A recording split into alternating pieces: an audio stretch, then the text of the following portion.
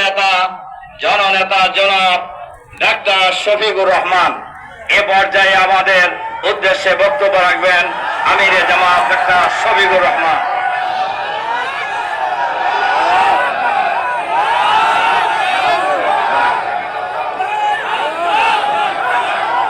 আসসালামু আলাইকুম ওয়া রাহমাতুল্লাহ।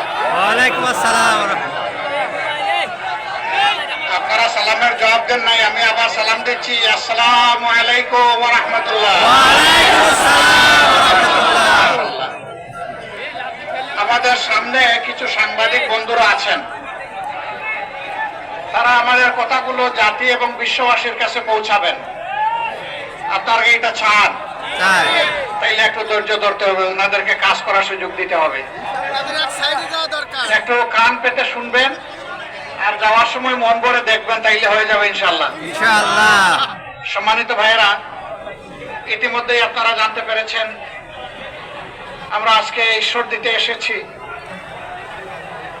গত 19 তারিখ বাংলাদেশ জামাত ইসলামী দেশে আইনের শাসন, কোরআনের শাসন, সুশাসন, মানবিক শাসন, দুর্নীতিমুক্ত শাসন, চাঁদামুক্ত শাসন, সেই শাসন কায়েমের লক্ষ্যে যে জাতীয় সমাবেশের ডাক দিয়েছিল, তিনিও অন্যান্যদের সঙ্গে সেখানে গিয়েছিলেন। কিন্তু আল্লাহ তাআলার ইচ্ছা, যাওয়ার পথে রাস্তায়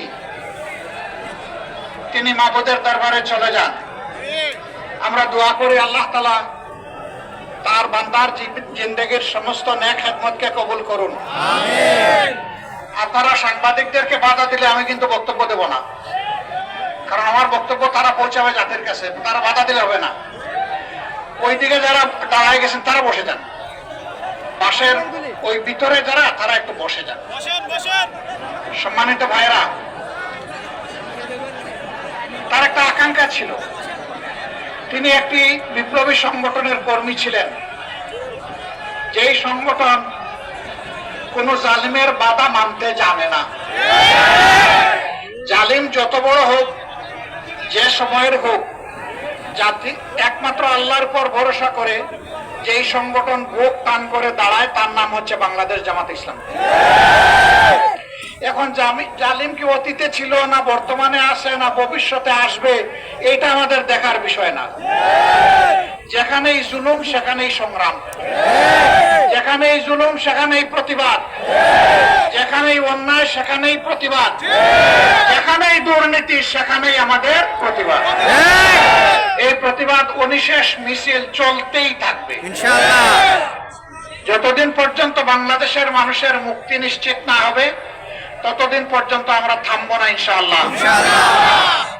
এবং আমরা বিশ্বাস করি, কলিজার ভিতর থেকে বিশ্বাস করি যে আল্লাহ তাআলা মানুষকে পয়দা করেছেন, সেই আল্লাহ চাইতে মানুষকে কেউ বেশি ভালোবাসে না। সেই ভালোবাসার আল্লাহ, মহান আল্লাহ, মানব জাতির জন্য যে বিধান দিয়েছেন, এটি শ্রেষ্ঠতম বিধান। এটি হচ্ছে আল কোরআন। যে নেতৃত্ব দিয়েছেন তিনি হচ্ছেন নবী মুহাম্মদুর রাসূলুল্লাহ সাল্লাল্লাহু আলাইহি ওয়াসাল্লাম।